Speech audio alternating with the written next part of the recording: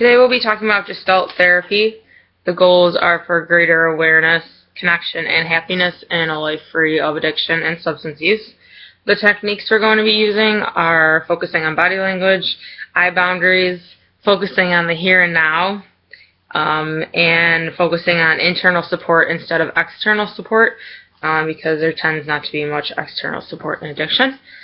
This is my client, Dan, and we'll be working together today. This is our first appointment. So, hi Dan. Hello. Tell me a little bit about why you're here. I'm addicted to crack cocaine. I'm a daily user. I literally need it. Okay. And tell me why you think you're addicted, because you use it every day? Yes, ma'am. I use it probably 2 to 3 times a day whenever I feel stressed out or anything like that. Okay. So first we're going to focus on some of your behaviors.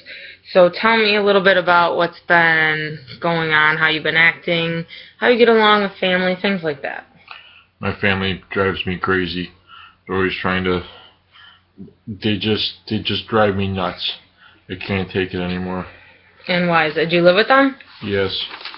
They just drive me nuts. Okay. And do they know about your drug use? Yes. Okay. And how do they know about your drug use? In what ways? Have they seen you using? My mom found it under my pillow Okay. at night. A couple of weeks ago, actually. And that's why she sent me to you. Okay. So, you look a little tense. Mm-hmm. So let's start with an exercise. I want you to close your eyes and tell me how you feel physically and how you feel mentally. I have a very anxious mind and a very tight chest. It's hard for me to talk about this. Okay. So, do you think that the tight chest and the anxiety are related somehow, or what do you think that you are anxious about? Are you anxious about being here today? Yes, ma'am. I don't like talking to people as it is. I'm very introverted. And I really don't like telling people about my problems. Okay. So that's a boundary that you don't like to cross. You don't like to have deep conversations? Correct. Do you have anybody close that you talk to about this? Not really. My mom tries to get stuff out of me, but it doesn't work. Okay, so you would say that you're kind of in this alone. Yes, definitely. And do you use alone or do you use with friends? Sometimes alone, sometimes with friends. I have a buddy, Kevin, that I do it a lot with. Okay. So let's talk a little bit about focusing on supporting yourself instead of relying on other people. What types of things do you think you can do to help yourself overcome this addiction and work through it? Maybe talk to other people. Okay. What else? Be more happy with myself. So would you say that you're unhappy with your life? Yes, very. Okay. And tell me a little bit about why you think you're unhappy or why you feel that you're not happy. Well, nobody in my family really likes me. I have a terrible relationship with my parents and my sister. She just drives me up the wall. Literally, I can't stand it. Okay. So you would say that your family is the main reason that you are unhappy? Yes, definitely. Okay. And my so-called friends, one of them was cheating with my girlfriend at the time. Okay. And that just totally stabbed me in the back. That sounds like it would be difficult. Yes, very. So how do you cope with that? I use crack. It makes me feel in a different world. Okay. I feel better about myself when I smoke crack. So when you're using, you would say that you're happy? Definitely. For a little while. And then it wears off and I have to keep going and use it more. Okay. In higher dosage. Okay. So let's talk a little bit about staying present and being in the here and now. Would you say that you think about the past a lot? Yes, definitely. Okay. And what do you think about? Well, like I said with my friend, and my girlfriend cheating on me, that really hurt. And my father and mother never said that I was good enough for them. And my sister treats me like a pile of shit all the time. And my parents treat her like she's an angel. So this is happening now. Yes, ma'am. Okay.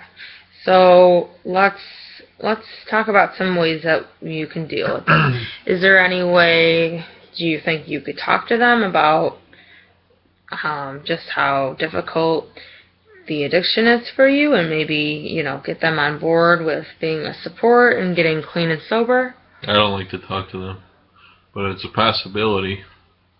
Okay.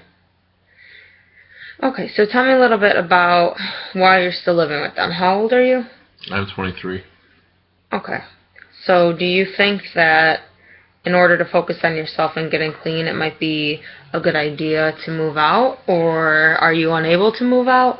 Right now, I'm literally financially, I can't move out. Okay. I'm broke. I have no money. I spend about 50 to 75% of my weekly earnings on crack. Okay. So let's talk about some of your behaviors around your addiction. Okay. Tell me a little bit about where you go to get your drugs. I got a buddy of mine that I work with named Larry. He gives me a lot of crack. His prices are pretty high. Sometimes I'll have to go into Buffalo to get more. It really all depends on who has the best prices for the best amount. Okay. And how would you say your behavior changes when you're using? Well, when I'm using, at that time when I use crack, I like to be alone, like I said. Mm-hmm. Sometimes it happens with friends, but it makes me feel just totally out of this world, puts me in a better mood for that small amount of time, and then I get really tired afterwards. Okay. Okay. And then depressed. So when you're not using, you would say that you're depressed, and when you are using, it's more elevated, which would make sense because Correct. you are using cocaine. Correct. So let's see, what types of things do you think you could do differently instead of using drugs to feel that way? Is there anything else that you're passionate about or happy that makes you happy? I like the outdoors. Okay. I like being outdoors. I like taking walks. I don't know. Nature makes me happy. Okay. And do you ever spend any time outside? Yeah, I'd like to. Like I said, I like going for walks in parks, especially the Olmsted parks in Buffalo. I usually take walks in the park after I'm done seeing my dealer, and I'll find a spot to smoke every once in a while. So it might not be a good idea for you to go. Maybe. I still like going to the parks though. Do you think it might be triggering for you to go back there if you're trying to be clean and that's someplace you used to use? Possibly. Do you think I should try another park, or do you think that? What do you think? I don't know. I think that I don't want to stop going to the parks, but That's understandable. obviously I need to stop smoking. But I just can't. I just can't.